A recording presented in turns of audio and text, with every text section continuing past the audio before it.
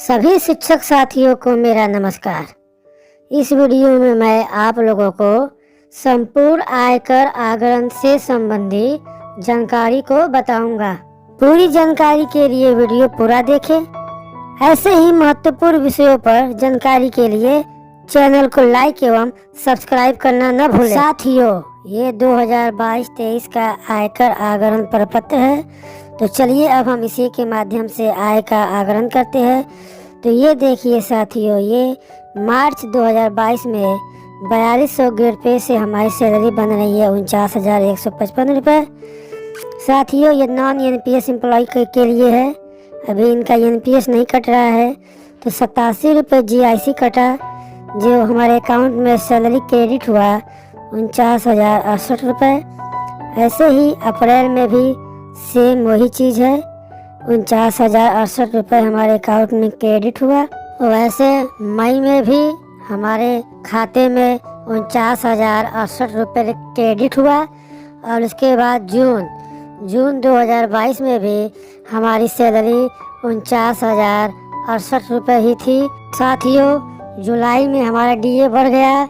जो डीए पहले 31% था, अब 34% हो गया। डीए 34% होने से हमारी सैलरी बढ़ गई। तो जुलाई में हमारे अकाउंट में क्रेडिट हुआ 51,637 रुपये। वैसे ही साथियों, अगस्त 2022 में भी हमारे अकाउंट में क्रेडिट हुआ 51,637 रुपये। अब साथियों, सितंबर में भी हमारे अकाउंट में क्रेडिट हुआ 51,724 रुपये, क्योंकि जो 87 रुपये जीआईसी था अब वो कटना बंद हो चुका था। इसलिए हमारे अकाउंट में टोटल सैलरी क्रेडिट हुआ 51,724 रुपये। अक्टूबर में साथियों हमारा डीए बढ़ गया। हमारा डीए बढ़ के 34% से बढ़ के 38% हो गया, जिससे हमारी सैलरी भी बढ़ गई। तो अक्टूबर में साथियों हमारे अकाउंट में जो क्रेडिट हुआ है वो है 53,228 रुपये। 53,228 रुपये हुआ है साथियों। उसके बाद अब हम आते हैं नवंबर 2022 में। नवंबर 2022 में भी हमारे अकाउंट में क्रेडिट हुआ है 53,228 रुपये। दिसंबर में भी साथियों हमारे अकाउंट में क्रेडिट हुआ है 53,228 रुपये। उसके बाद साथियों जनवरी 2023 आता है। जनवरी 2023 में साथियों मेरा एनपीएस कटने लगा, जिसमें 5,189 रुपये एनपीएस कटने लगा साथियों। तो हमारी सैलरी हो गई 48,039 रुपये। वैसे ही साथियों फरवरी 2023 में भी हमारा एनपीएस कटा। एनपीएस कटने की वजह से हमारे अकाउंट में जो क्रेडिट हुआ 48,039 रुपये ही हुआ है साथियों और भी हमारा कुछ बकाया है। अब हम उस पर बात कर लेते हैं साथियों। जो डीए डिफरेंस 3% हुआ था, जो 31 से 34 हुआ था, उसका एरियर बाकी था 6,570 रुपये। उसके बाद डीए डिफरेंस 4% जो हुआ था 34 से 38%, उसका बकाया था। तो उसका होता है 4,512 रुपये साथियों। उसके बाद हमारा जो बोनस है, बोनस भी मिलेगा साथियों। तो वो हो रहा है 6,908 रुपये साथियों। उसके बाद है अदर एरियर। साथियों मेरा 5 महीने का एरियर भी बाकी था, जो आया है, जो हो रहा था 2,05,030 रुपये। लेकिन 10% काट के मेरे अकाउंट में आया था 1,84,527 रुपये। ये 20,530 रुपये एडवांस टैक्स जमा हो गया था एरियर का साथियों। तो टोटल सैलरी बनता है 2022-23 का साथियों हमारा 8,40,952 रुपये। साथियों अब तक हमने जो धारा 80C के अंतर्गत बचत या सेविंग या खर्च किया है, अब हम उसका विवरण भरेंगे। तो चलिए, जीपीएफ की कटौती 0 है साथियों। उसके बाद है एनपीएस की कटौती साथियों मेरा 2 महीने का कटा था, तो 10,829 रुपये हो गया साथियों। उसके बाद मेरा LIC का प्रीमियम है 1 साल का 40,179 रुपये। उसके बाद ट्यूशन फीस है साथियों 12,000। NSC मैंने नहीं लिया है, 0। सुकन्या समृद्धि भी नहीं लिए हम, 0। जो लिया है वो अपना फिल कर देगा।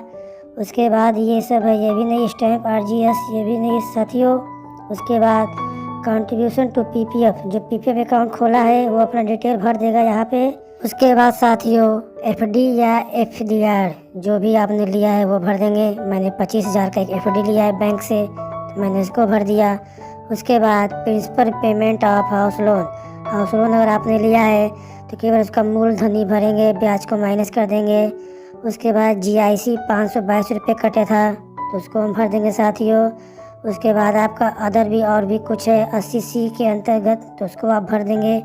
तो साथियों मेरा धारा 80C के अंतर्गत 88,530 रुपये का टोटल खर्च या योग बनता है साथियों।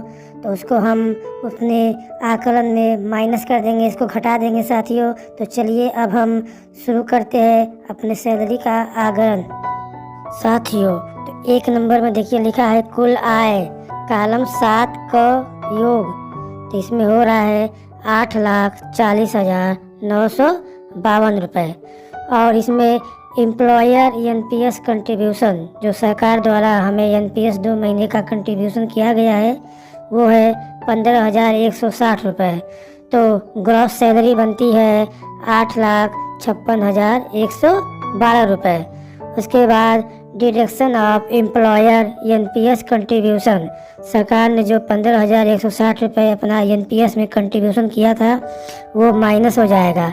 तो A माइनस B बराबर हो जाता है 8,40,952 रुपये। साथियों सरकारी कर्मचारियों के लिए 50,000 रुपये स्टैंडर्ड डिडक्शन होता है, तो वो हमको उसका 50,000 माइनस हो जाएगा, तो हो जाएगा 7,90,952 रुपये। उसके बाद धारा 80C के अंतर्गत जो हमारा बचत था वो बचत है 88,530 रुपये। जब वो माइनस हो जाएगा तो टोटल टैक्सेबल इनकम, मेन यही होता है साथियों, टोटल टैक्सेबल इनकम हो जाएगा 7,02,422 रुपये। उसके बाद साथियों 12,500 रुपये ये टैक्स जुड़ जाएगा। उसके बाद जब 5 लाख से ऊपर होता है तो 20% टैक्स लग जाता है, 5 लाख से लेके 10 लाख तक में। तो इसका टैक्स जुड़ जाएगा 40,484 रुपये। तो इनकम टैक्स 1 + 2 का योग हो जाएगा 52,984 रुपये। धारा 87A के तहत 5 लाख तक आय पर 12,500 की छूट होती है, तो ये छूट हमें नहीं मिलेगा साथियों, तो यहाँ 0 हो जाएगा। उसके बाद देय आयकर, हमको जो टैक्स भरना है इस साल वो टैक्स है 52,984 रुपये। उसके बाद 11 नंबर में देखिए शिक्षा उपकर, इस पर कुल आय का 4% टैक्स है, तो 2,119 रुपये ये भी टैक्स हमको देना पड़ेगा साथियों। तो कुल आय, कुल टैक्स हो गया 10 और 11 को अब जोड़ देंगे तो 55,103 रुपये। साथियों जो हमारा एरियर आया था 2,05,030 रुपये, उसमें से मेरा 10% अग्रिम टैक्स जमा हो गया था, जो बन रहा था 20,503 रुपये। तो वो हमारा अग्रिम आयकर घट जाएगा। उसके बाद धारा 89A की छूट, मतलब जो मैंने फॉर्म 10E भरा था अपना बकाया के लिए, वो 55,103 रुपये 89 धारा 89A के अंतर्गत छूट मिल जाएगा। और 15 नंबर में देखिए शुद्ध देय आयकर, तो शुद्ध देय आयकर जो है मेरा इस साल कुछ नहीं बनेगा। ये जो 20,530 रुपये माइनस में दिखा रहा है, ये हम जब इनकम टैक्स भरेंगे तो ये हमको इसका रिफंड हो जाएगा और हमें इस साल कोई टैक्स नहीं भरना पड़ेगा।